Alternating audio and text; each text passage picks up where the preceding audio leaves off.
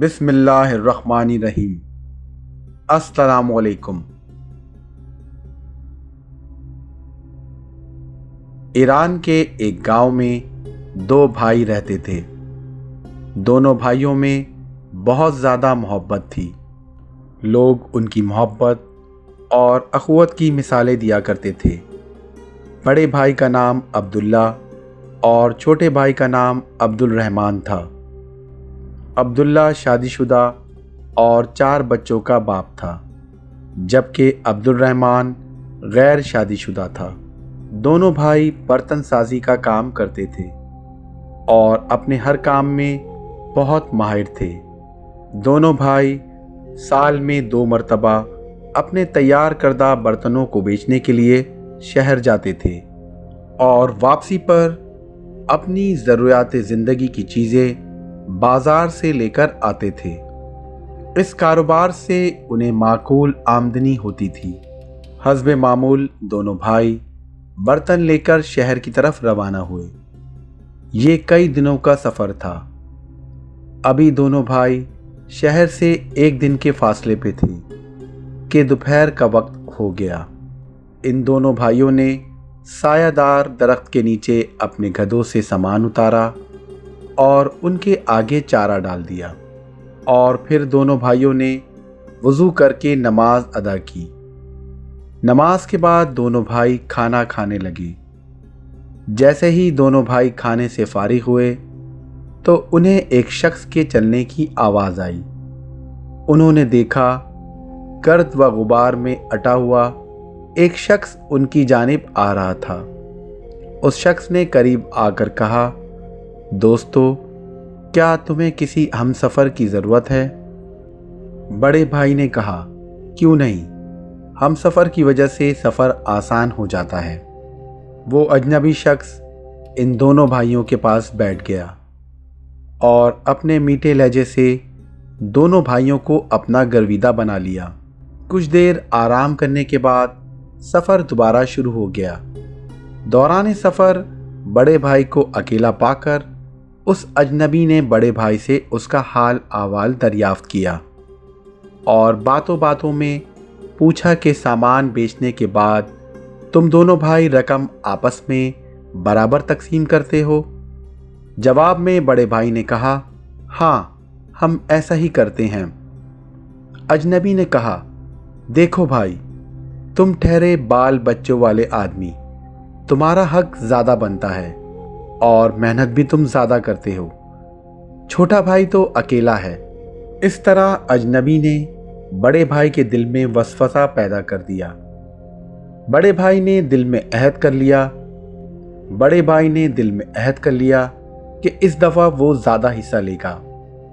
اس طرح اجنبی نے موقع پا کر چھوٹے بھائی سے پوچھا، کیا سامان بیچنے کے بعد تم دونوں برابر تقسیم کرتے ہو؟ چھوٹے بھائی نے بھی وہی جواب دیا، ہاں، ہم مال برابر تقسیم کرتے ہیں۔ اجنبی نے چھوٹے بھائی کو کہا، میاں، تمہاری ابھی شادی ہونی ہے، گھر بننا ہے اور آمدنی کی تقسیم میں تم گھاٹے میں رہتے ہو، محنت بھی تم زیادہ کرتے ہو۔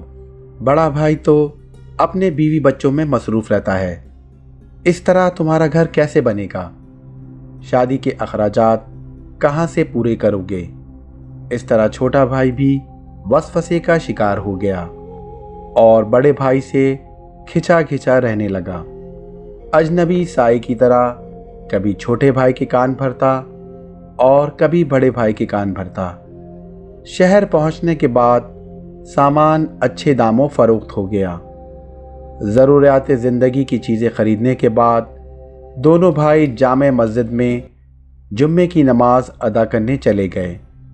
جمعے کی نماز میں امام صاحب نے سورۃ الناس کی تشریح فرمائی کہ شیطان کس طرح انسان کے دلوں میں وسوسہ پیدا کرتا ہے، اور امام صاحب نے فرمایا کہ کوئی بھی آپ سے ایسی کوئی بات کرے جس سے آپس میں پھوٹ پڑے، ناتفاقی پیدا ہو یا حسد جاگ اٹھے، تو آپ لوگ فوراً لا حول ولا قوت الا باللہ علی العظیم پڑھیں۔ اس طرح شیطانی وسوسہ فوراً دل سے نکل جائے گا۔ دونوں بھائیوں کو امام صاحب کی بات سمجھ میں آ گئی۔ مسجد سے باہر آ کر دونوں بھائیوں نے اپنے دلوں کو ٹٹولا اور ایک دوسرے کے بارے میں جو وسوسہ پیدا ہو گیا تھا اس کے لیے فوراً لا حول ولا قوت الا باللہ علی العظیم پڑھا۔ اجنبی فوراً غائب ہو گیا۔ دونوں نے ایک دوسرے کو سب کچھ بتا دیا اور ایک دوسرے سے معافی مانگی، اور دونوں بھائیوں نے ایک دوسرے کو دل سے معاف کر دیا۔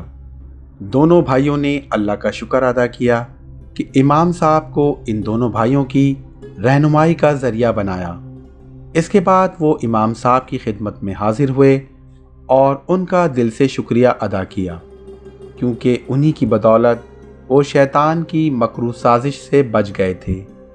دوستو، شیطان بہت چالاک ہے۔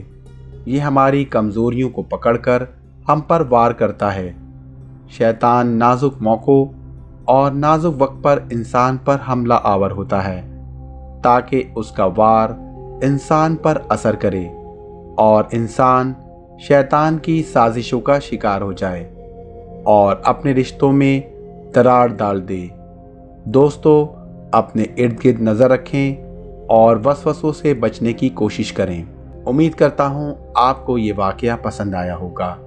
اگر آپ کو یہ واقعہ پسند آیا ہے تو آپ اسے لائک کریں اور اسے اپنے دوستوں کے ساتھ شیئر کریں، اور ہمارے چینل کو سبسکرائب ضرور کریں۔